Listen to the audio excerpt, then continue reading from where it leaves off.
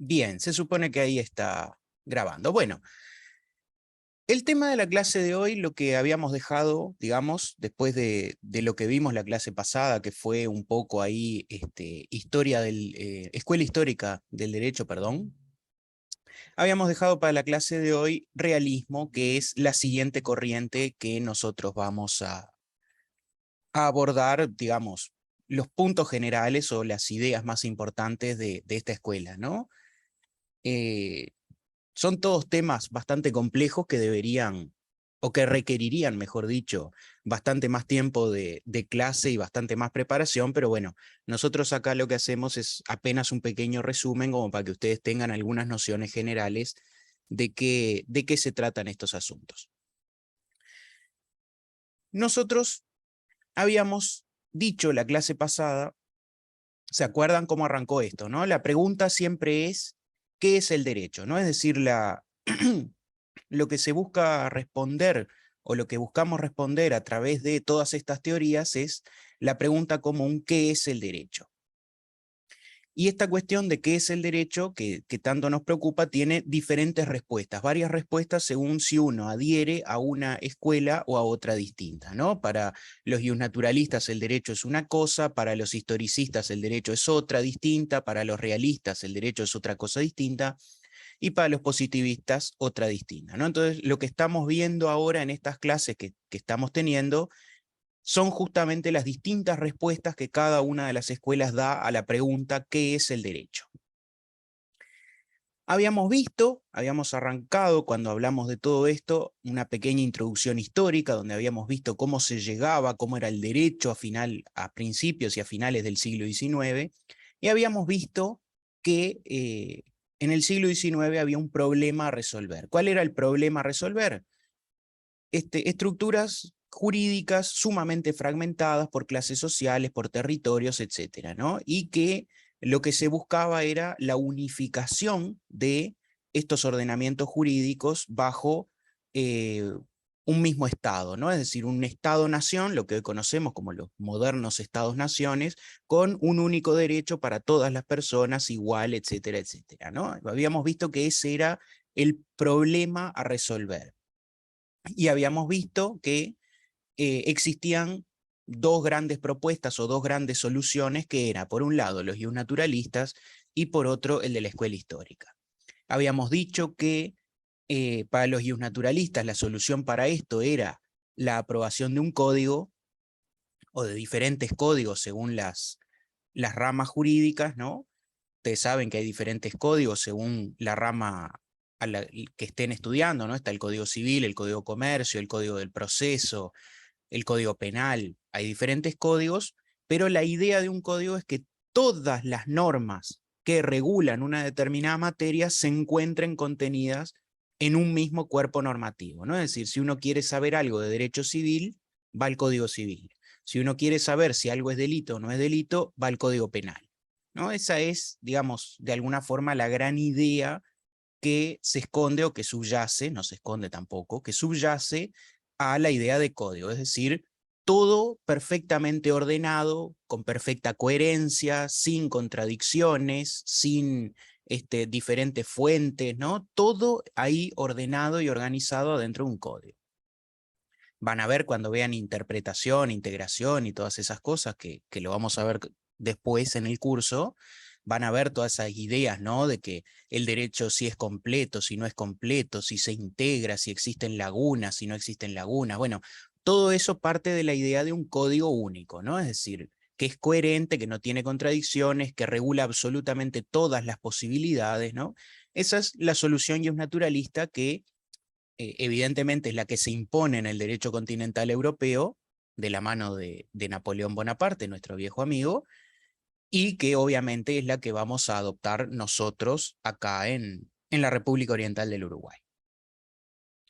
La otra solución era la solución de la escuela histórica, ¿no? Que decía que esa idea de un código como que venido de arriba no se correspondía con la realidad social y que lo que había que hacer era recopilar todas las creencias comunes a todas las personas para de alguna forma establecer leyes generales, pero que no vinieran de la razón o que no vinieran de cuestiones abstractas, sino que vinieran de la convicción general del pueblo. Todo eso ya lo vimos la clase pasada, simplemente lo menciono a modo de un pequeño resumen como para hilar con lo que vamos a decir hoy, ¿no? Ya entre medio de la clase pasada y hoy pasó una semana, la noche de la nostalgia, así que ustedes ya no se acuerdan de nada de todo esto que vimos, pero un pequeño resumen viene bien. Y habíamos visto que al final del día, tanto la solución naturalista como la solución de la escuela histórica terminaban en un mismo resultado, que era el resultado formalismo. Este formalismo hay quienes lo ven bien y hay quienes lo ven mal. Y quienes lo ven mal, lo ven como quienes lo ven como algo negativo, lo ven como un problema a resolver. Así como antes había un problema a resolver, que era la fragmentación del derecho, a partir de las soluciones de los naturalistas y de los historicistas, se genera esta idea de formalismo, y el formalismo es mal visto por algunas personas que intentan resolver este problema, o es visto como problema. No necesariamente es un problema. Si ustedes creen que es correcto el formalismo, que la forma de resolver problemas es esa, no lo van a ver como un problema a resolver. Pero sí los realistas van a ver el formalismo como un problema a resolver y van a, digamos, van a plantear diferentes cuestiones, van a dejar primero en evidencia lo que es el formalismo y luego van a plantear cómo funciona o qué es el derecho o cómo funcionan los ordenamientos jurídicos. También lo vimos esto la clase pasada. ¿Cómo funciona el formalismo o qué es el formalismo? El formalismo es básicamente una deducción lógica, ¿no? Es decir, se plantea que los ordenamientos jurídicos funcionan mediante las deducciones lógicas que se supone que ustedes vieron y me dijeron la clase pasada que así era, que lo habían visto en filosofía del liceo, ¿no? Es decir, rememorando un poco la idea de premisa mayor, premisa menor y del juego entre ambas de analizar ambas, de subsumir la premisa menor dentro de la premisa mayor, obtenemos una conclusión. El ejemplo clásico, que lo veíamos también en la clase pasada y que ustedes ya lo conocen: todos los hombres son mortales, la premisa mayor, general y abstracta. Sócrates, el individuo concreto, es hombre, Sócrates es mortal, ¿no? Básicamente esto ya saben. Y así es, bueno, obviamente la lógica puede ir complicándose, ¿no? Es decir, no necesariamente tiene que haber dos premisas, ¿no? Una mayor y una menor. Puede haber varias premisas de las cuales se obtiene una conclusión, como vemos acá en el ejemplo, ¿no? Es decir, diferentes premisas que, si uno las analiza o hace el seguimiento, puede extraer una conclusión válida del juego de todas estas premisas. Este tipo de razonamientos así más complejos se da sobre todo cuando la premisa mayor, la norma jurídica, no es tan clara, ¿no? O no es completa, digamos, ¿no? Como pueden ser los tipos penales que son completos. Bueno, hay normas que son incompletas porque ahí les falta y hay que ir a otras normas distintas para complementarlas, ¿no? Entonces, de ahí surge que existan varias premisas, ¿no? Como es el caso acá, que hay una serie de premisas y se extrae una conclusión que es lógica para si analizamos todas las premisas en conjunto. Nos importaba esto, y acá les repito los mismos ejemplos que habíamos puesto en la clase pasada, ¿no? Es decir, funciona el formalismo de esta forma, o de esta manera, para no ser tautológico, con la idea de normas jurídicas, ¿no? Es decir, quien comete determinado acto tendrá determinada consecuencia, determinada persona realizó ese determinado acto, determinada persona tendrá esa determinada consecuencia, ¿no? Eso para los que estén dando penal ahora. Los que dieron personas el semestre pasado, por ejemplo, ¿no? La mayoría de edad se adquiere a los tantos años, ¿no? Eso es un ejemplo de derecho civil. Son claros ejemplos de deducciones lógicas. Así funciona el ordenamiento jurídico. Hasta acá se acuerdan, está todo claro, ¿no? Sí, profe. Bien. Y entonces, en este sistema, y acá les hago la pregunta, en este sistema, y ya aprovecho y me voy cebando un mate para cuando ustedes me contesten, porque sé que están todos atentos y me van a contestar así en una especie de avalancha. La pregunta que está ahí, en este sistema, ¿no?, de deducción lógica, en este sistema formalista, ¿cuál es el rol del juez? ¿Qué rol cumplen los magistrados, los jueces?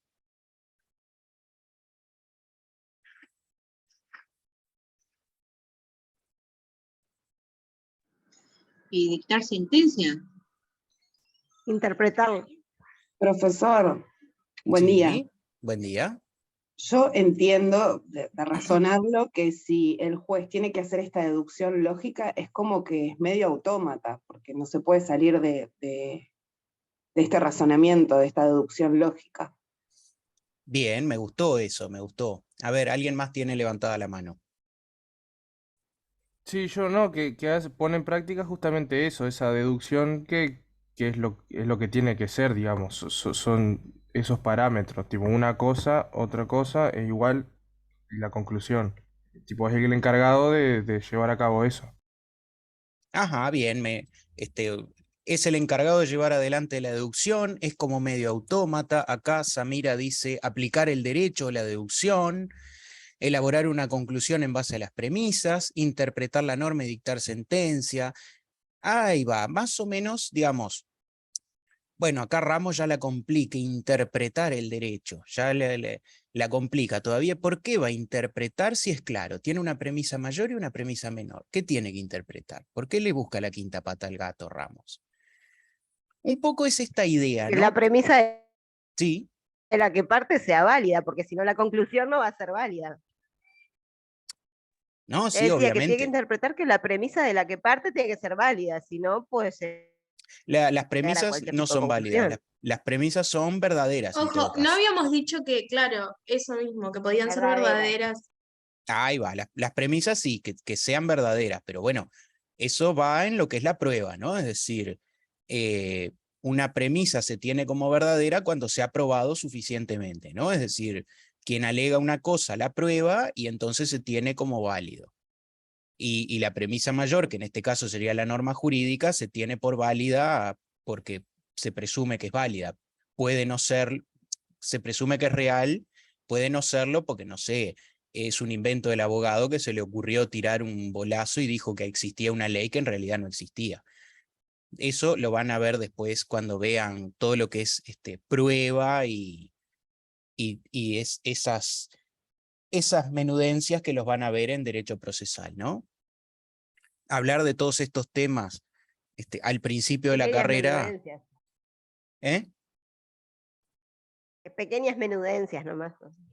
Sí, cosas prácticamente sin importancia para el ejercicio profesional, como cómo se prueban los hechos. Pero bromas a un lado, hablar de estos temas cuando recién están arrancando la carrera se hace un poco más difícil justamente porque no hay un montón de otros conocimientos, ¿no? Pero básicamente la idea, ¿no? La idea de juez que plantea el formalismo es un juez autómata, ¿no? Es decir, es un juez que no pone nada de sí, él acá voy a discrepar con Ramos, no interpreta el derecho, sino que lo único que hace es analiza la premisa mayor, la premisa menor y extrae una conclusión. De la misma forma que podría ser un robot.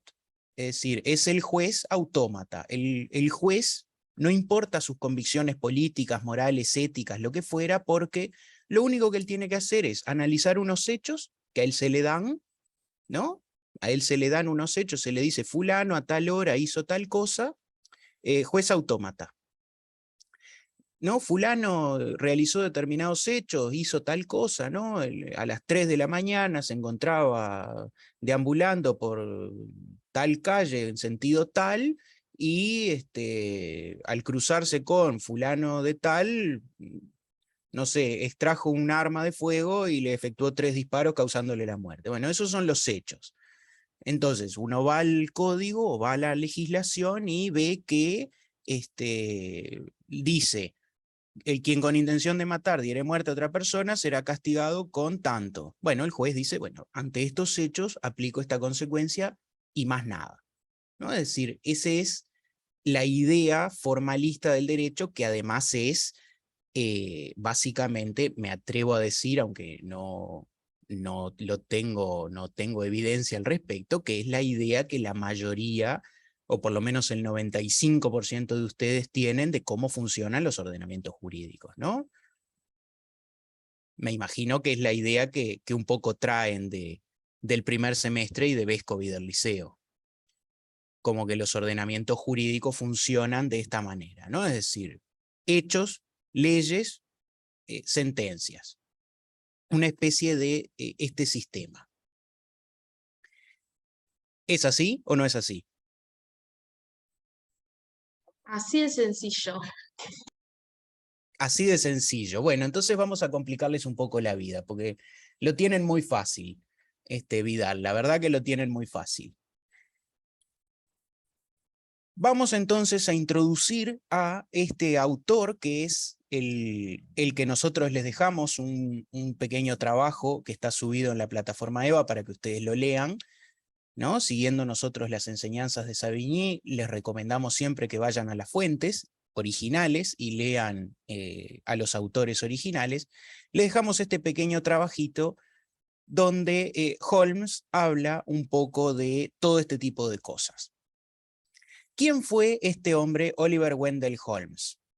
Ahí tienen algunos pequeños datos biográficos, ¿no? Fue integrante de la Corte Suprema de los Estados Unidos y es considerado de alguna manera el precursor o el padre o el abuelo o el parentesco que ustedes consideren más importante, el patriarca de la denominada escuela de los realistas norteamericanos. Y los realistas norteamericanos justamente ponen en tela de juicio o se preguntan cuál es el rol de los jueces en este sistema, ¿no? Entonces, ellos se preguntan, bueno, los jueces, ¿qué hacen cuando aplican derecho? ¿No? Habíamos visto que, bueno, no lo habíamos visto, pero siempre se dice o se suele decir que el siglo XIX es el siglo del poder legislativo y el siglo XX es el siglo del poder judicial, ¿no? Es decir, los grandes debates filosóficos que ustedes ya conocen, ¿no? De Montesquieu, de toda esa banda, los grandes debates filosóficos eran acerca de las relaciones entre el poder ejecutivo y el poder legislativo, ¿no? Es decir, los parlamentos, los reyes, las monarquías, si las monarquías debían ser absolutas, si los parlamentos debían tener poderes, qué poderes debían tener los parlamentos. Todo eso es la discusión del siglo XIX. El siglo XX va a comenzar con una nueva discusión que es cuál es el rol del poder judicial en el poder, ¿no? En la administración del poder. Discusión que, si ustedes prenden el informativo cuando termine la clase, verán que no es para nada antigua y que pueden ver en cualquier noticiero del día de hoy, ¿no? Es decir, el Poder Judicial ocupa en nuestro tiempo un rol que no ocupaba en los debates filosóficos del siglo XIX. ¿Por qué? Porque estamos entrando en el siglo XX. ¿No? Estamos entrando ahora en lo que estamos dando en la clase en el siglo XX y nos estamos acercando en el tiempo. Entonces, las problemáticas que empezamos a ver nosotros ahora son mucho más reconocibles o mucho más, digamos, a ustedes les pueden parecer mucho más útiles que lo que veníamos viendo antes o cosas que ustedes pueden haber visto del origen del pensamiento republicano y de historia de las ideas y todas esas cosas, ¿no? Insisto, les dejo acá unos datos de Holmes que, para que lo conozcan, para que vean la fotito de él, para que sepan más o menos el periodo de tiempo en el que vivió, ¿no? 1841-1935, donde estudió. Y, digamos, la gran preocupación que va a tener Holmes y que va a tener toda la escuela de los realistas se dividen además en tres escuelas o tres grandes escuelas, los realistas norteamericanos, los realistas escandinavos, donde ahí destaca Alf Ross, y los realistas italianos o la escuela de Génova, ¿no? Los realistas genoveses. Nosotros acá, como estamos siguiendo un orden histórico, vamos a arrancar con los norteamericanos, que son los primeros. Y bueno, nos preguntábamos hace un rato cuál era el rol del juez, cuál era el rol del poder judicial, ¿no? Y ustedes, por lo menos, cuál era el rol para el formalismo. Y ahora nos preguntamos, ¿no? Los que van a ser abogados, los que van a ser escribanos, nos preguntamos cuál es el rol o cuál es el trabajo del jurista. No sé, Plada, ¿no? Suponer situaciones, ¿Cuál, perdón? suponer premisas. Bueno, sí, puede ser. No sé, Plada, no la vi, no vi ninguna de las dos, así que no puedo hacer ningún spoiler de nada. ¿Cuál es el rol del jurista? Aplicar el derecho. Ahí va, bien. Digamos, en el esquema tradicional formalista, el rol del jurista es, digamos, aplicar el derecho o luchar por la justicia o ese tipo de cosas, ¿no? Pero el rol del jurista en el sistema formalista es como que brindar pruebas, ¿no? Es decir, probar los hechos, es como muy limitado, ¿no? Es decir, no tiene gran importancia. Y uno podría contratar un abogado como podría contratar otro distinto. Es decir, el sistema formalista prescinde muchas veces de lo que es las personas o las diferencias entre las personas. Bajo la idea de que todos los individuos somos iguales, prescinde de que hay individuos que de repente son más capaces que otros, ¿no? De que hay personas más inteligentes, más carismáticas, con un timbre de voz mucho más agradable que el mío, ¿no? Es decir, hay personas que son más interesantes, hay algunos que son más aburridos, ¿no? Como por ejemplo quien les habla, que ya los tengo a todos durmiendo, ¿no? Soy como ese Pokémon que ponía a la gente a dormir, ¿no? Es decir, prescinde de este tipo de cosas. Ahí va, Faciola dice, es más objetivo, con una... Objetivo es como un adjetivo como con una carga positiva, ¿no? Como decía Nino. Es decir, que es objetivo es que sea bueno. No sé si es mejor. Probar los hechos... Gracias, Fernández. No, Techera, todavía estamos viendo cómo funciona el formalismo y estamos tratando de ver cuáles son los problemas del formalismo. Es decir, el formalismo no reconoce o no parece tener en cuenta las diferencias entre los seres humanos.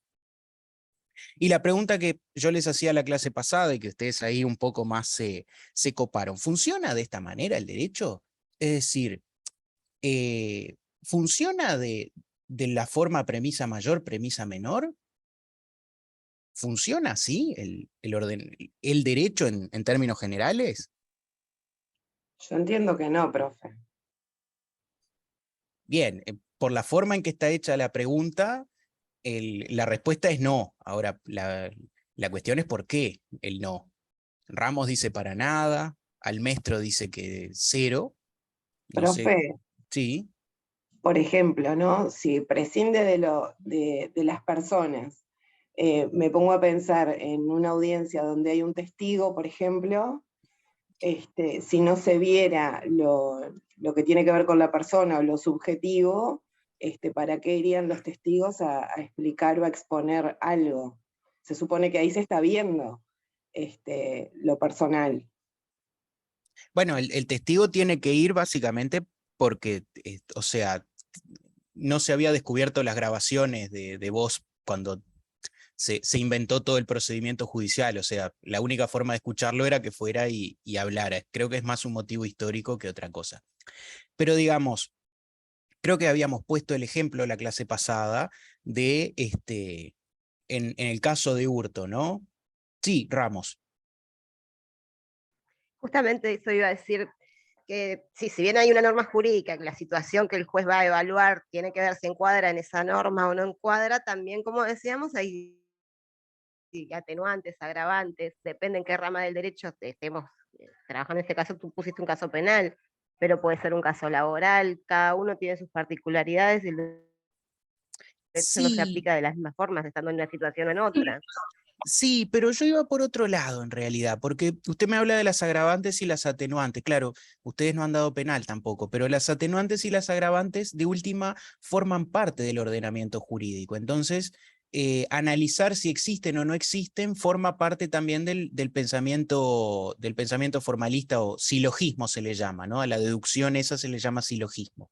Es decir, forma parte de ese pensamiento, pues analizar si hay o no agravantes es una discusión jurídica.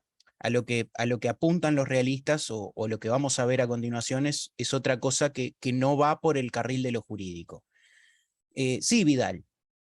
No, que yo iba a decir que de igual modo no hay jurisprudencia, perdón, obligatoria, y a un juez que le toque, no sé, dos casos prácticamente iguales, puede fallar de diferente forma y no hay problema en eso. Bueno, ahí Vidal introduce un tema que es escabroso, que es el de las fuentes, la diferencia entre las fuentes en el sistema codificado y en el sistema anglosajón del cual Estados Unidos forma parte, ¿no? Pero capaz que después lo vemos. Sí, Ramos. No, me quedó la mano levantada. Igual acá no tenemos precedente obligatorio, pero tampoco es lógico el apartamiento de una norma, el apartamiento de algo que ya el juez dictó una sentencia en base a ciertas cosas, y si el otro caso es prácticamente igual, lo lógico es que dicte lo mismo. Vamos de a poco y despacito y por las piedras. Mm. Digamos, nosotros habíamos visto la clase pasada, un pequeño ejemplo que lo mencionamos hacia el pasar y que capaz que lo retomamos el día de hoy, que era ¿no? Delito de hurto, pongamos por caso, para hacerlo lo más simple posible. El que, fórmula genérica, se apropiare de bien mueble total o parcialmente ajeno será castigado con la pena de X cantidad de tiempo de privación de libertad. Premisa mayor. Fulano de tal se apropió de un bien mueble total o parcialmente ajeno. Premisa menor. Conclusión, fulano de tal deberá ser privado de libertad. Así funciona la deducción, así funciona el silogismo, así funciona el derecho según lo venimos viendo hasta ahora. Ahora, si yo les introduzco el hecho de que esa persona que se robó eso, el bien mueble que se robó esa persona es un caramelo, ¿no? Es un adolescente de 14 años que se robó un caramelo. ¿Ustedes qué hacen? Ustedes jueces, ¿qué hacen? ¿Lo privan de libertad o no? Y no.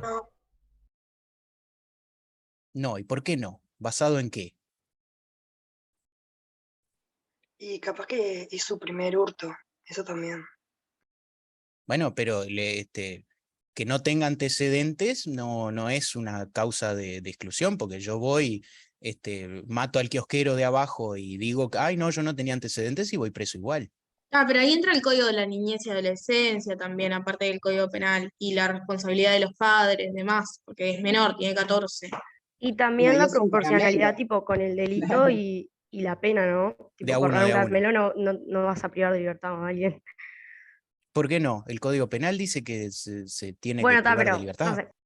Y se puede basar en el valor de lo que hurtó también. Claro, es de Claro, valor. o sea, como que sea proporcional. A ver, Vaso que levantó la mano. Sí, no deberías penarlo basado en la poca trascendencia que tiene robar un caramelo, justamente. Ajá, pero el Código Penal no me dice cuando tenga poco valor.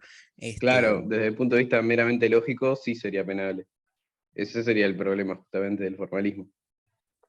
Bueno, entonces ustedes están introduciendo cosas Acá, ¿no? Cantera me dice es un delito menor. Bueno, ¿y dónde está en el código? ¿Dónde dice en el Código Penal que un delito menor o mayor o dónde, no sé? Faciola me dice razonabilidad.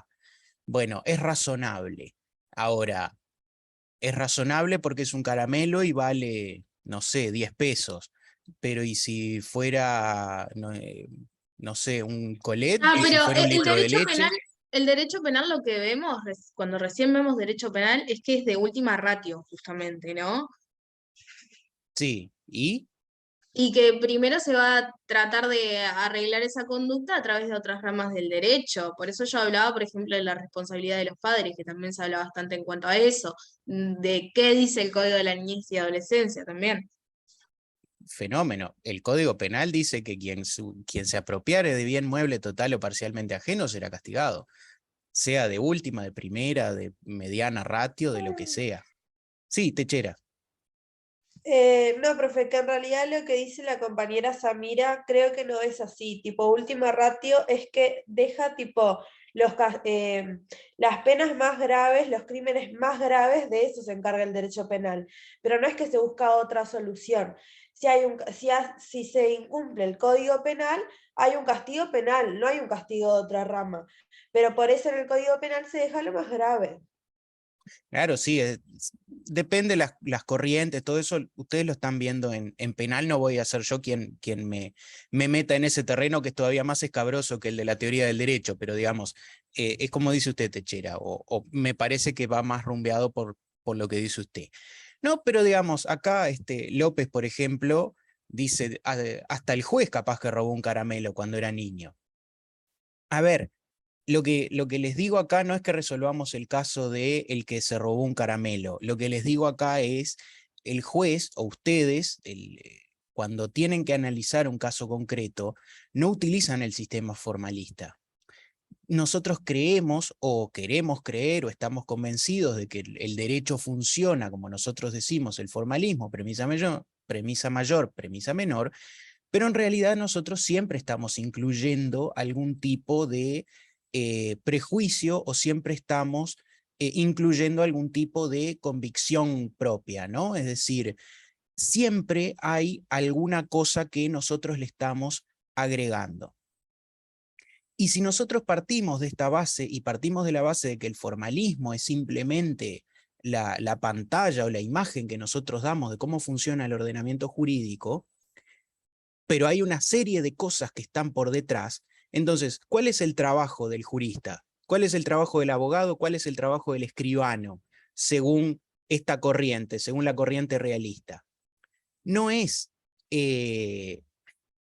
en ningún caso el viejo sistema, ¿no? De solamente proponer pruebas, o solamente decir los hechos, o solamente...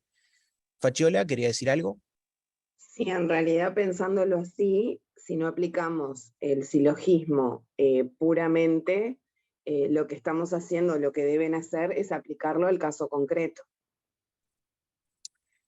Claro, sí, aplicarlo al caso concreto, pero lo que tiene que hacer el abogado en todo caso es, en ese caso concreto, ver cuáles son cuestiones que de repente puedan beneficiar a su cliente, pero que no sean de corte jurídico. No sé si me explico ahí. No lo entiendo, profe, perdón. Ya lo vamos a ver. El trabajo del jurista no es, como planteaban los formalistas, simplemente plantear cuáles son los hechos, cuáles son las pruebas para que el juez decida mediante el silogismo, sino que el trabajo del jurista es un trabajo de adivinación. El jurista lo que es un adivino. No es divino, es adivino. ¿Qué significa esto? El trabajo del jurista es adivinar lo que van a decir los jueces. ¿Qué significa que el jurista adivina lo que dicen los jueces? Significa que el jurista prevé cómo van a ser los fallos judiciales. El trabajo del abogado, del escribano también, es predecir, adivinar, presuponer, apostar, digamos, utilizando, no sé, distintos sinónimos, lo que van a hacer los jueces. Si a ustedes un cliente va Esto lo que estamos viendo son los realistas, Graña. Esto básicamente estamos viendo Holmes. Ay, profe, me entreveró, porque estábamos hablando del sistema formalista, que hablamos de brindar pruebas, confirmar los hechos demás, y del realismo no dijimos norteamericanos, escandinavos, genoveses, y después la pregunta cuál es el trabajo de los juristas, y ahí habló del sistema formalista, y ahora del realista. No entendí, me entreveré. A ver, vamos de nuevo. Nosotros veníamos viendo cuál era el formalismo. Vimos que el formalismo dice una cosa, pero que en la realidad esa cosa no pasa. ¿Por qué? Porque ustedes mismos me dijeron que no mandarían preso jamás a alguien que se robó un caramelo a pesar de que cometió un delito. Es decir, vemos que hay cosas que no integran lo que es la decisión de los jueces. Los jueces no deciden o no parecen decidir en base a este sistema formalista de ley, caso concreto, ¿no? Es decir, no siempre los jueces deciden en base a lo que está en las leyes. A veces se apartan de las leyes. Entonces, si se apartan de las leyes por diferentes cuestiones, ¿cuál es el rol de los juristas? El rol de los juristas es predecir lo que van a hacer los jueces. Le pongo un ejemplo. O mejor dicho, seguimos con el ejemplo anterior. Una persona, ¿no?, de 14 años se roba un caramelo y lo agarra la policía y lo lleva ante el juez. Y lo contratan a usted de abogado, ¿no? A ustedes los contratan como el abogado de esa persona que se robó un caramelo. Y esta persona, entre sollozos, porque es la primera vez que lo arrestan, llorando y con a moco tendido, les pregunta, ¿qué me va a pasar? ¿Voy a ir preso? Ustedes, como profesionales del derecho, ¿qué le van a contestar? ¿Que va a ir preso o que no? No se puede asegurar nada. Que sí, Bien. profe, que va a ir preso. ¿Y usted cree, Fernández, que va a ir preso? Y en realidad no sé, porque todavía no se fue a juicio ni nada, pero yo no le puedo asegurar algo que no está garantizado. Bueno, pero si tuviera que manejar porcentajes. En Uruguay seguro que no. Que no va 50 y 50, profe. ¿Usted cree que tiene 50% de chances de ir preso por robar un caramelo en Uruguay? Y profe, acá se vio gente ir preso por robar bizcocho, caramelo, no estamos muy lejos. Le agregamos un colé y ya son 30 años. Bien, bien, Fernández. Está bien, después podemos hablar de eso. Almestro. No, que en el caso, digamos, práctico como tal nunca se va a poder asegurar nada, pero si hablamos de una porcentualidad sería así, que no se va a dar el caso. A ver, digo, Ross acá dice que no, Fregosi dice que no. A ver, la gran mayoría de nosotros, si nos preguntan si va a ir preso por robar un caramelo, le diríamos que hay un 95% de chances de que no. Básicamente porque todos coincidimos en que es muy difícil. Y lo que decía hace un rato, lo que decía usted, no me acuerdo quién fue que lo dijo, habló recién y ya me olvidé el apellido. A ver, cuando usted dice, sí, ha ido gente presa por robar bizcochos, ¿cómo sabe usted que ha ido gente presa por robar bizcochos? Porque sería una noticia, profe, fue una noticia bastante llamativa. ¿Y por qué?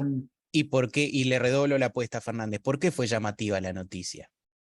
Y porque, o sea, ir preso por robar bizcochos suena bastante ilógico. Es ilógico y suena la noticia porque no es común. Ese Pero es el capaz que asunto. no era la primera vez que robaba bizcochos. Puede ser, pero digo, no es algo común. No estoy justificando al juez ni estoy diciendo que el juez estuvo mal en lo que hizo. Simplemente le digo, ese tipo de casos salta a las noticias o son tenidos en cuenta o tomados en cuenta, ahí va, como dice Ramos, porque no se da a diario porque no es la regla. Digamos, ese tipo de casos que ustedes conocen son los marginales. Por ejemplo, ustedes van a ver en penal la ley de mendicidad y estados afines, que usualmente se considera que ningún juez la aplica y ningún fiscal se atrevería a presentar esa ley como un argumento válido y sin embargo, una vez una jueza la aplicó y salió en todas las noticias, ahí va, como dice Facchiola, en Maldonado, ¿no? Para, digamos, desterrar a un indigente que estaba viviendo en el departamento, ¿no? Que se lo movió a otro departamento que no fuera turístico. Pero, digamos, ¿por qué saltan a las noticias? Porque no son comunes, porque escapan a lo que es la lógica o lo que es el sistema del día a día, de lo que pasa todos los días. Usualmente la gente no va presa por hurtos de pequeña entidad, usualmente la ley de mendicidad no se aplica. A ver, por ejemplo, si yo les preguntara a ustedes, o mejor dicho, yo les dijera a ustedes que están todos aplazados, ninguno de ustedes aprobó el curso, y les digo que ninguno de ustedes aprobó el curso y nada, ni siquiera tienen derecho a dar examen con nosotros, están todos aplazados. ¿Por qué motivo? Porque ninguno de ustedes es estudiante de la Facultad de Derecho. ¿Y por qué ninguno de ustedes es estudiante de la Facultad de Derecho? Porque ninguno de ustedes cumplió con el requisito de presentarse a un cuartel a cumplir con el servicio militar obligatorio. No, ninguno de ustedes lo hizo. Y eso es un requisito establecido por ley para ingresar a la Universidad de la República. Así que ninguno de ustedes lo cumplió, ninguno de ustedes es estudiante universitario, ninguno de ustedes puede aprobar este curso. ¿Qué me pasa a mí si yo les digo eso?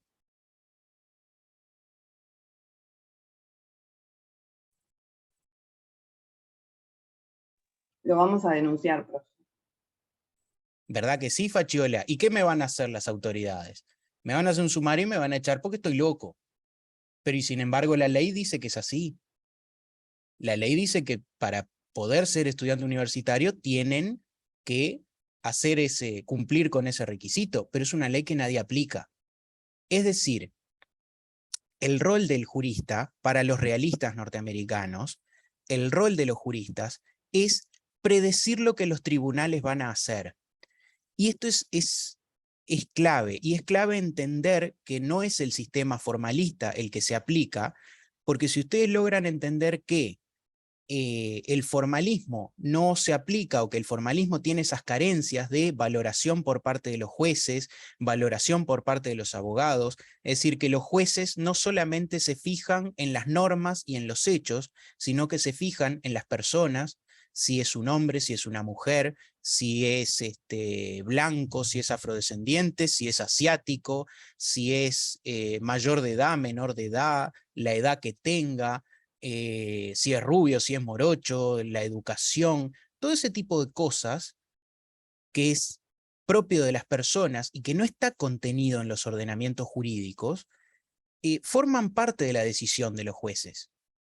La sociedad en la que viven los jueces forma parte de las decisiones que toman.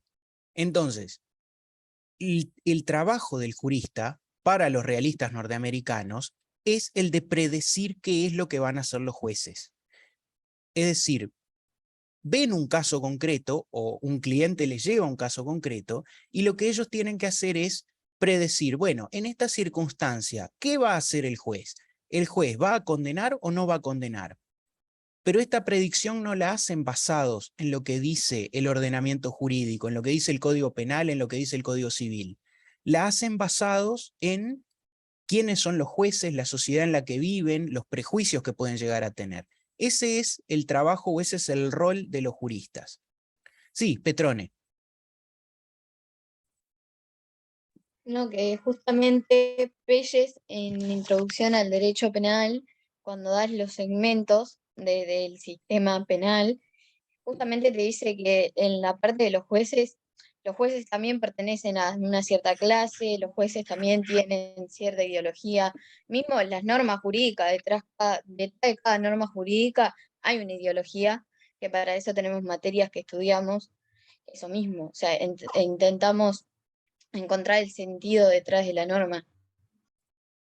Ahí va, sí, la ideología detrás de las normas también está, pero digamos, los realistas apuntan más que nada, y está muy bien, no sabía que Pelle abordaba ese tema, digamos, la idea básica es que el juez falla en base a una serie de prejuicios o de ideas que tiene, y que los juristas o el rol de los juristas es, de alguna forma, eso mismo, ¿no? Es decir, ver cuáles son esos preconceptos que tienen los jueces basados en la clase social, en la sociedad en la que viven, de los prejuicios o de los preconceptos, y en base a eso saber qué va a pasar o cómo se va a desarrollar el juicio.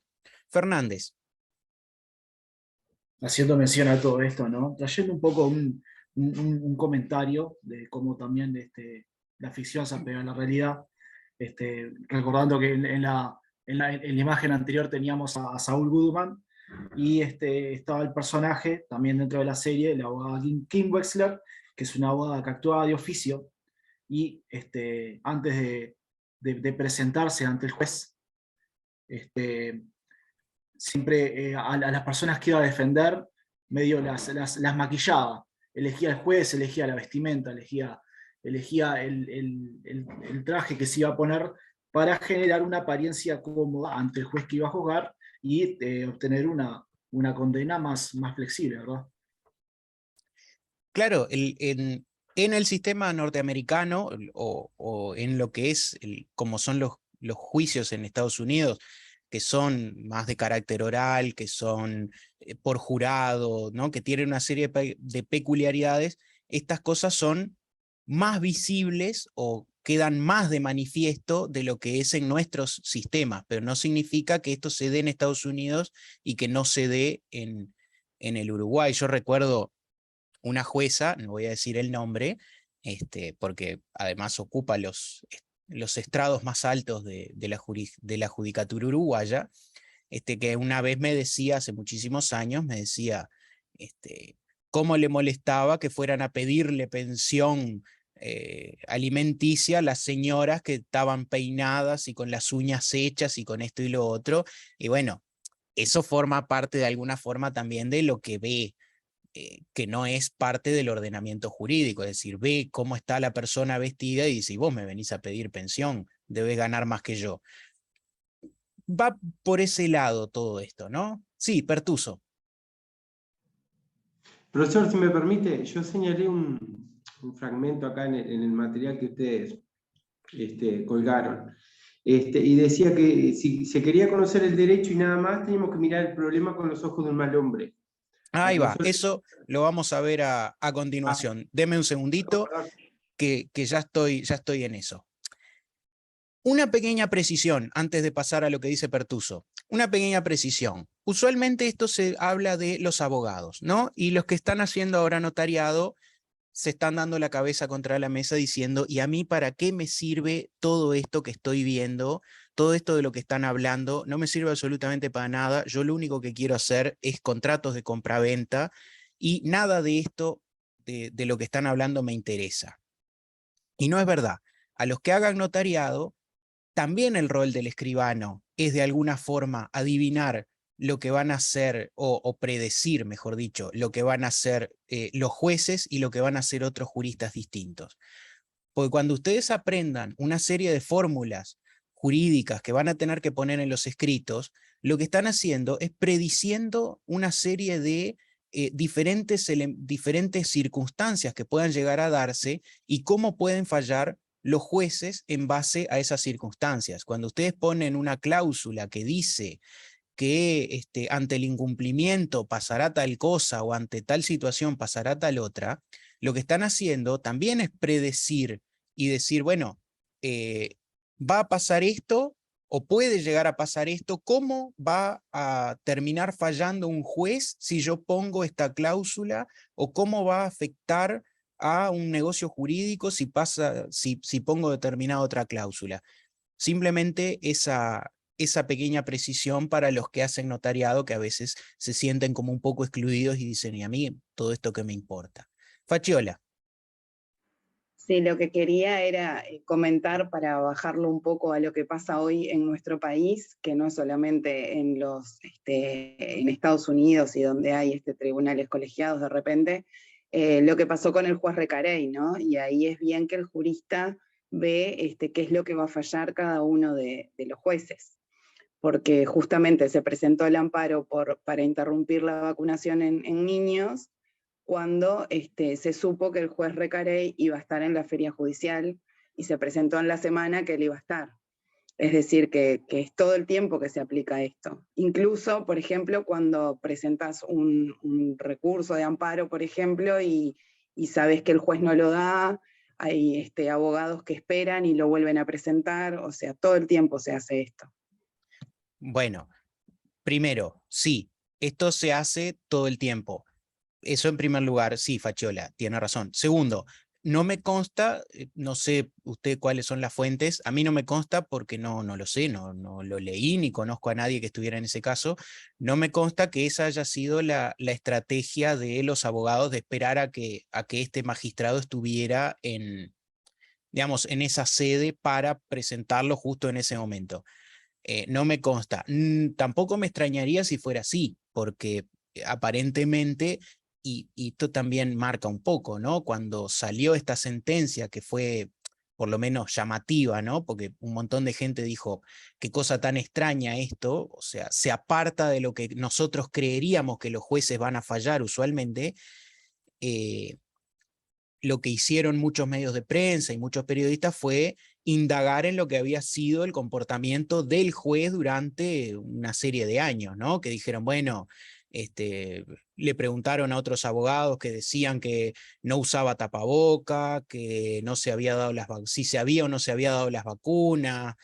Vamos, entraron a indagar en una serie de cuestiones de su vida particular que si el derecho fuera, como dicen los formalistas, a nosotros no nos importaría porque en realidad no nos importa lo que el juez cree o deja de creer, pero como el formalismo no funciona de esa manera en la práctica o en la realidad, todo ese tipo de cosas nos interesan o nos importan. Pasando a lo que dijo Percuso, era, ¿qué iba a decir usted del hombre malo? No, simplemente la frase esa que dice en el libro. Pero no, dele tranquilo nomás. Bien, Que no, después- capaz que quería aportar No, algo. no, nombrar ese fragmento nomás porque me pareció que estaba bueno.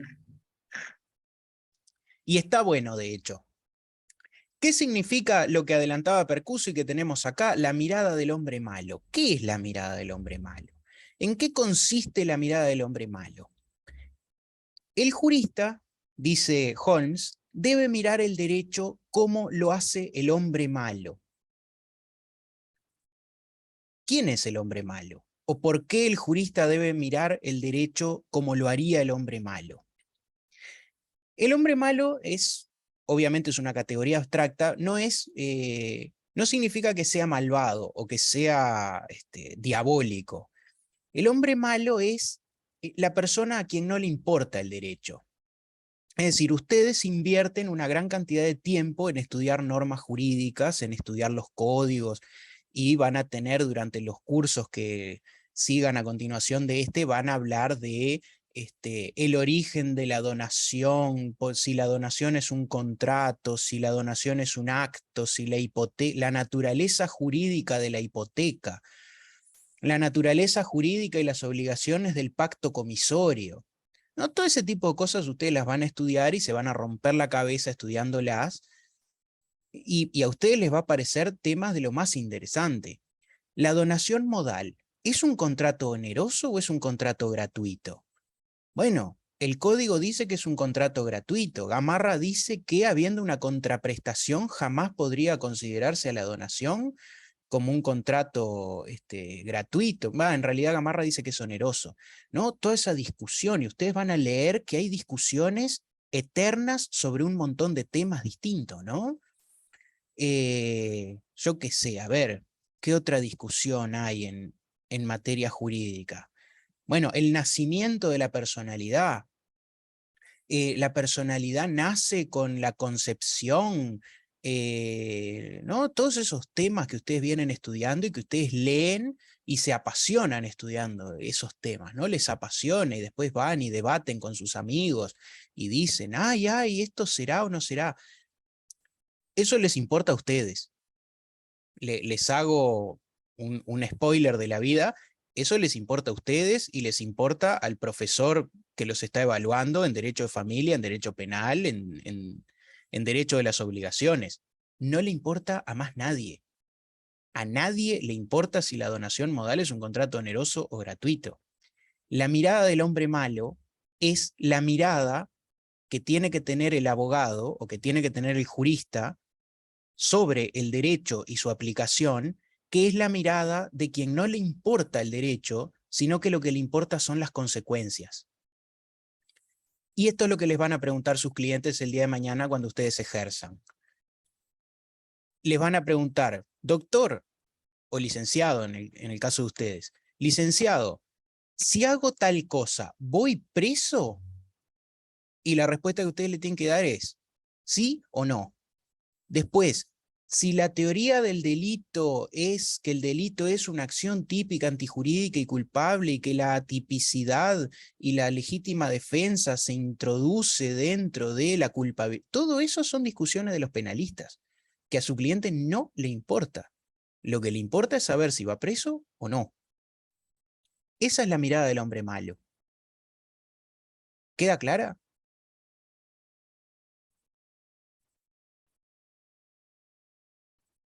Sí, profe, más que clara. Bien. ¿Cuál sería la mirada del estudiante malo? Para llevarlo a algo que ustedes viven todos los días y que a nosotros los profesores nos molesta muchísimo. ¿Cuál es la mirada del estudiante malo? Cuando uno les pregunta a ustedes, ¿tienen alguna duda, consulta o sugerencia? ¿Y ustedes qué hacen? ¿No? Porque uno está esperando que le pregunten, sí, profe, cuando usted dijo tal cosa, ¿se refería a tal otra? Y ustedes me dicen, sí, yo tengo una duda. ¿Cuándo es la fecha del parcial? Y eso nos enoja muchísimo, pero ustedes lo hacen. ¿Por qué? Porque ustedes tienen la mirada del estudiante malo. Es decir, el estudiante que no le importa aprender, sino que quiere saber qué les vamos a preguntar en el parcial para pasarlo y olvidarse de nosotros para siempre. Esa es la mirada del estudiante malo con respecto al aprendizaje. La mirada del hombre malo con respecto al derecho es, ¿qué pasa si yo hago tal cosa? Si yo celebro una compraventa, ¿voy a tener problema? Si yo hago una donación, ¿voy a tener un problema? Esa es la mirada del hombre malo, y esa es la mirada que Holmes pretende que el jurista tenga acerca del derecho. Es decir, el jurista lo que tiene que hacer es predecir lo que van a hacer los jueces, lo que van a hacer los magistrados, pero predecirlo con la mirada del hombre malo, con la mirada de aquel que no le importa la disciplina jurídica o la ciencia del derecho, como lo quieran llamar, sino que lo que le importa es el resultado final. Y cómo se llegue a él es totalmente intrascendente. No significa esto que el abogado deba ser un delincuente, o que el abogado deba mentir, o que el abogado deba esconder o cometer actos ilícitos. No, no es esa la idea, no es lo que plantea Holmes, ni es lo que les estamos planteando nosotros. Simplemente es una especie de desromantizar o de sacarle romanticismo a esa idea que de repente tienen ustedes de el formalismo, ¿no? De que el abogado es aquel que busca la justicia como un bien último o que busca la aplicación del derecho, ¿no? Es decir, el juez aplica el derecho y no pone nada de sí, no pone nada de él, no tiene prejuicios, es como un quirófano, no hay una bacteria, no hay una mancha, no hay nada. Esa es un poco la idea, que por lo que ustedes me dicen quedó más o menos clara. ¿Cuál es entonces para el realismo, en qué consisten las normas? ¿No? Porque nosotros venimos viendo, ustedes podrán preguntarme ahora, bueno, si el juez en realidad, el juez dicta sentencia en base a sus prejuicios, el juez dicta sentencia en base a sus convicciones políticas, el juez dicta sentencia en base a si la raza de la persona o la etnia, si es pobre, si es rico, ¿no? El juez dicta sentencia en base a todo eso. Ustedes podrán preguntarme, bueno, y entonces las normas jurídicas, ¿qué rol desempeñan en el ordenamiento jurídico? Es decir, las leyes, ¿para qué las queremos? ¿Para qué tenemos las leyes si el juez va a hacer lo que quiera de última? Acá Faciola me dice son un marco. Sí, algunos realistas van a decir eso. Nosotros estamos viendo la versión, digamos, más extrema de los realistas. ¿Qué van a hacer, según Holmes, las leyes, las normas, el ordenamiento jurídico? Él tiene una frase que es también muy... Los realistas lo que tienen es que escriben muy divertido. Son gente amena de leer. No son como los positivistas. Son gente muy entretenida de leer, los realistas. Y Holmes nos va a decir que las leyes no son más que juguetes vistosos en las manos de los jueces.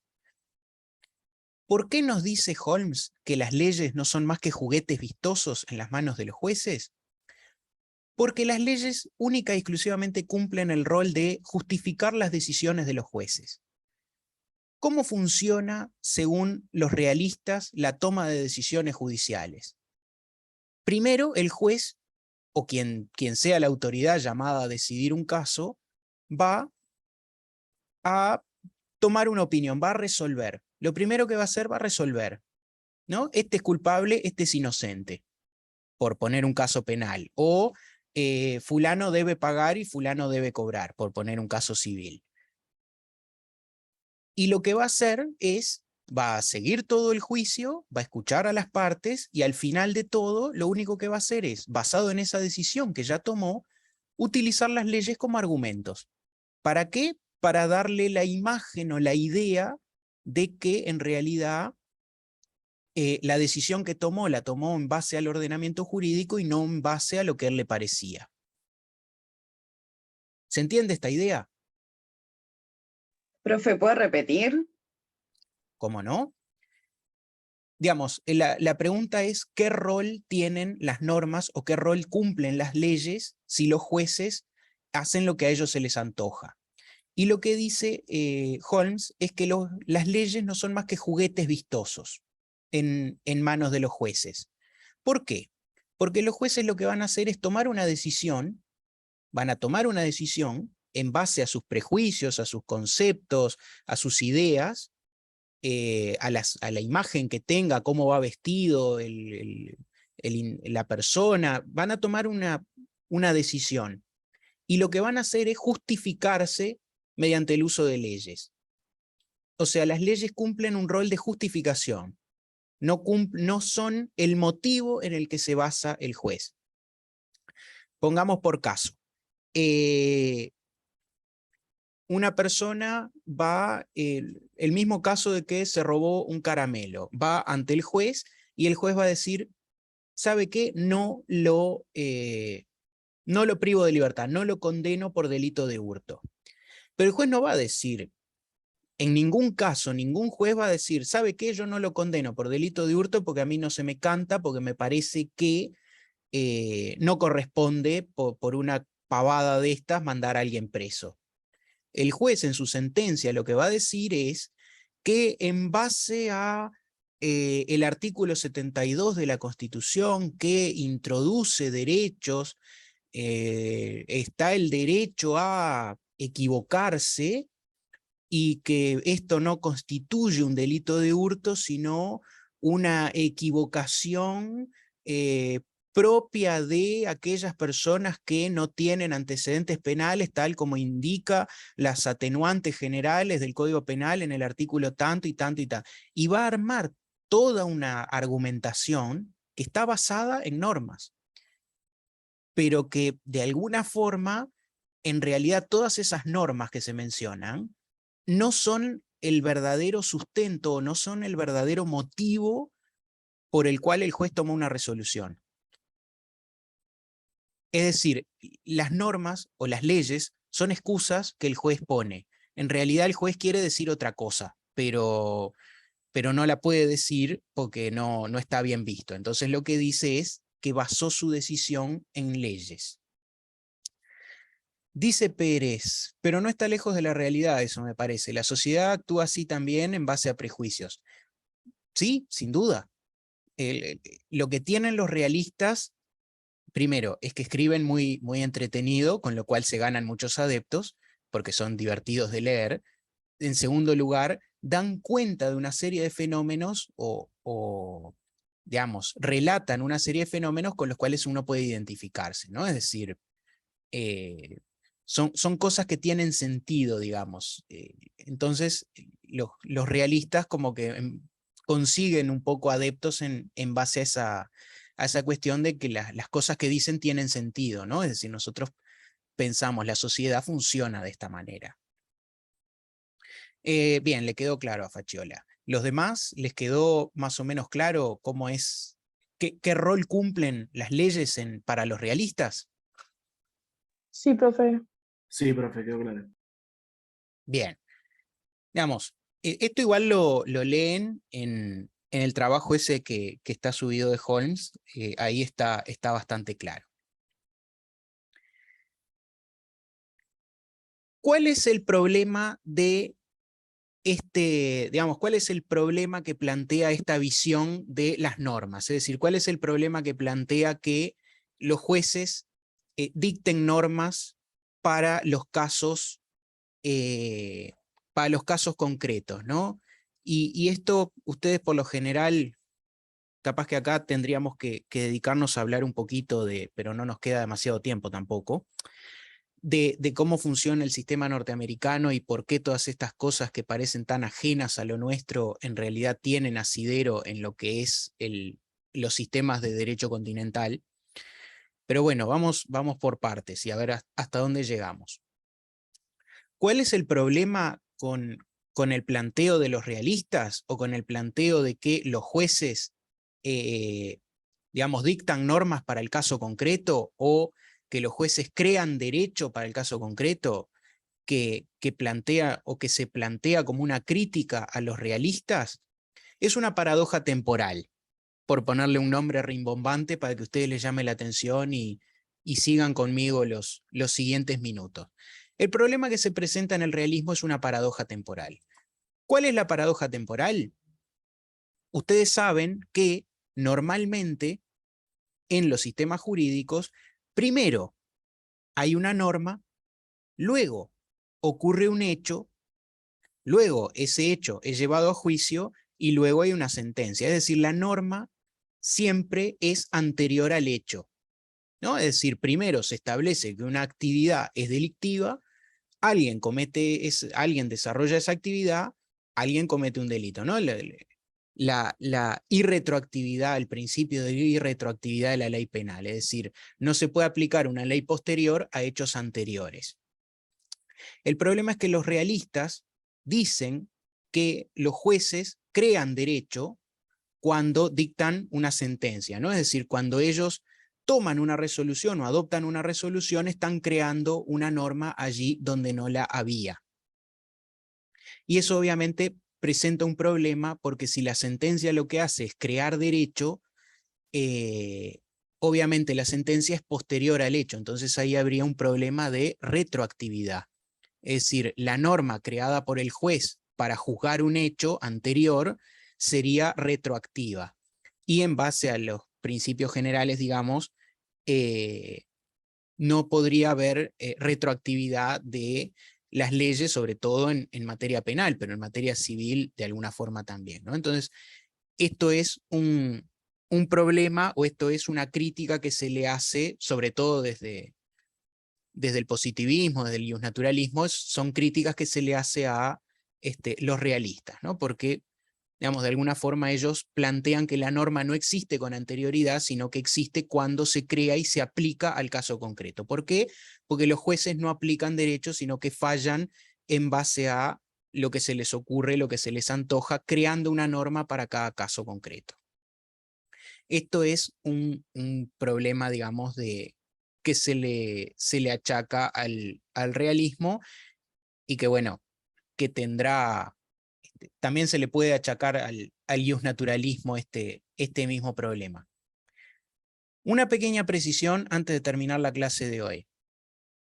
Usualmente ustedes mismos lo han mencionado hoy y van a leer en algunos manuales que esto se aplica o que lo que los realistas dicen tiene mayor aplicación en los países anglosajones porque ellos tienen un sistema distinto al nuestro, que es el del precedente obligatorio. Esto se supone que ustedes ya lo saben, o ya lo dieron, o ya lo intuyen. ¿no? Que los norteamericanos utilizan un sistema distinto en el cual ellos no tienen leyes, ¿no? Y que nosotros, como tenemos leyes, somos distintos. Sí, es cierto. Los norteamericanos tienen un sistema de precedente obligatorio. ¿Eso significa que todo lo que ustedes leen o conocen sobre el sistema norteamericano es totalmente inaplicable en los sistemas codificados como el nuestro? No. Porque lo que los norteamericanos hacen es exactamente lo mismo que hacemos nosotros. Es cierto, ellos tienen casos precedentes obligatorios, pero ellos lo que hacen es extraer de esos casos precedentes obligatorios principios generales. Digamos, la fuente es distinta, pero el sistema es el mismo. Entonces, mediante esos principios generales, por ejemplo, principio general así clásico, pacta sunt servanda, los contratos deben ser cumplidos, ¿no? De repente ustedes ven una película o un caso y dice, bueno, los contratos deben ser cumplidos como dice el caso Smith contra el estado de Nebraska, no sé, por decir algo. Sí, es un caso precedente, es obligatorio, tiene esas características, pero en realidad lo que ellos extraen es un principio obligatorio, es decir, tienen el mismo, en definitiva, en última instancia, tienen el mismo sistema que nosotros. Premisa mayor, premisa menor. La premisa mayor es un principio que extraen de un caso anterior y la premisa menor es el caso concreto que están estudiando en ese momento dado. Una pequeña recomendación antes de terminar la clase y preguntarles si hay algo que quieran que aclaremos. Una pequeña recomendación que siempre la hago y a veces, no sé, alguno capaz que le sirve para algo. Hay un canal en YouTube que está muy bueno, que se llama, les pongo acá, porque mi inglés es bastante malo, que se llama Legal Eagle y que tiene dos clases de contenidos. Por un lado, contenido de carácter político, que no se los recomiendo porque sería violar la laicidad, no importa si yo estoy de acuerdo o no con sus posturas políticas, y el contenido que hace análisis de obras de ficción en base a derecho norteamericano. Es un abogado estadounidense que hace análisis jurídico de obras de ficción, ¿no? Dice cuántos años tendría que ir preso Batman, ahí va, Cabrera acá dice que hizo uno de Suits, hace, digamos, análisis jurídicos de películas y series, y reacciones y todo ese tipo de cosas, y se los recomiendo ahora porque está muy bueno porque él hace análisis del punto de vista jurídico del derecho norteamericano, y nos ayuda a ver, por un lado, que el derecho norteamericano, cómo funciona, cuáles son sus características, nos ayuda a ver cuáles son los puntos en común, ¿no? Es decir, hay cosas muy en común. Yo que sé, me acuerdo cuando hace la de Mi Pobre Angelito, que justamente describe la legítima defensa, cómo funciona la legítima defensa, etc. Y es básicamente la misma, cuáles son sus requisitos, y es básicamente la misma que la nuestra, ¿no? Es decir, no hay mucha diferencia entre la legítima defensa en Estados Unidos y la que tenemos nosotros en el código, salvo que la de ellos proviene de un caso jurisprudencial y la nuestra proviene de un código general y abstracto. Y lo otro es para, digamos, todos ustedes conocen el ejercicio de la abogacía a través de las películas, o la gran mayoría de ustedes a través de las películas y ver las películas de juicios y los abogados y todas esas cosas. Y está bueno porque él una de las cosas que hace es ver qué tanto de eso es ficción y qué tanto de eso es realidad, ¿no? Que como una aproximación al derecho norteamericano también está bastante interesante con... bueno, no sé, Fernández, no soy experto en ficciones uruguayas, así que no puedo decirle nada de eso. Y bueno, los que se tengan que retirar, adelante, son libres de irse, y si no, dudas, preguntas, consultas o sugerencias, este es el momento. Cadenazo. Hola, profe, buen día. Sí. Una pequeña consulta. Cuando estaba explicando esto de la posible retroactividad, en el caso de que la sentencia cree derecho, dijo que esa crítica también le cabía al naturalismo. Eso no lo entendí. Bueno, la idea, a ver, la idea de que no, una de las explicaciones de por qué no sería retroactiva la sentencia es porque la sentencia lo único que hace es descubrir el derecho. Usted recuerde que los naturalistas creen que el derecho se descubre. Entonces, los naturalistas podrían argumentar que la sentencia no crea derecho porque en realidad el juez no creó nada, sino que descubrió algo que ya estaba ahí y que a ningún legislador se le había ocurrido ponerlo. Entonces, es una crítica que le podríamos hacer al naturalismo desde ese sentido de que sirve como justificación para ese tipo de cosas. No sé si aclaré. Sí, ahora sí. Muchas gracias. No, por favor. Eso es una dicotomía o es una cuestión que se plantea usualmente con el término de la distinción entre el noble sueño y la pesadilla, ¿no? Herbert Hart, un autor británico, tiene un trabajo justamente escrito que se llama de la pesadilla al noble sueño, que es un poco cómo oscilan todas estas teorías que van desde que los jueces son terribles y hacen cualquier cosa a que estos sistemas son maravillosos porque le permiten a los jueces hacer cosas hermosas, ¿no? Que va de la pesadilla al noble sueño. Valdés. Sí, profe, consulta. Cuando habló de la citación de antecedentes obligatorios ahí en el sistema realista, o sea, y lo comparó con que aquí pasa lo mismo, ¿sería la citación de jurisprudencia aquí en los escritos? No, el antecedente cómo funciona el sistema norteamericano, esto ya sería otra clase, cómo funciona el sistema norteamericano es exactamente igual que cómo funciona el nuestro. El sistema norteamericano, en un caso, lo resuelven de una manera y de esa manera que resuelven el caso, extraen un principio general y abstracto. Por ejemplo, no sé, en el caso famoso, que ahora no me acuerdo cómo se llama, de que no estaba regulado si una persona podía heredar si mataba a un antecesor, ¿no? Es decir, al causante. Una persona se moría y otro lo hereda, pero ¿qué pasa si el que hereda mató a la persona que está heredando? Bueno, ahí hay un caso que se resuelve que quien hereda no puede, que quien mata a una persona no puede beneficiarse, y el principio que se extrae es que nadie puede beneficiarse de su propia culpa. Bueno, eso es lo mismo que está escrito en nuestro Código Civil. Nadie puede beneficiarse de su propia culpa. Entonces, en definitiva, funcionan parecido los dos sistemas porque los dos sistemas tienen un principio general y una situación particular. Nosotros no usamos precedente obligatorio, usamos leyes. Ellos extraen leyes generales de precedentes obligatorios, pero el sistema es el mismo a pesar de que las fuentes sean distintas. No sé si aclaré.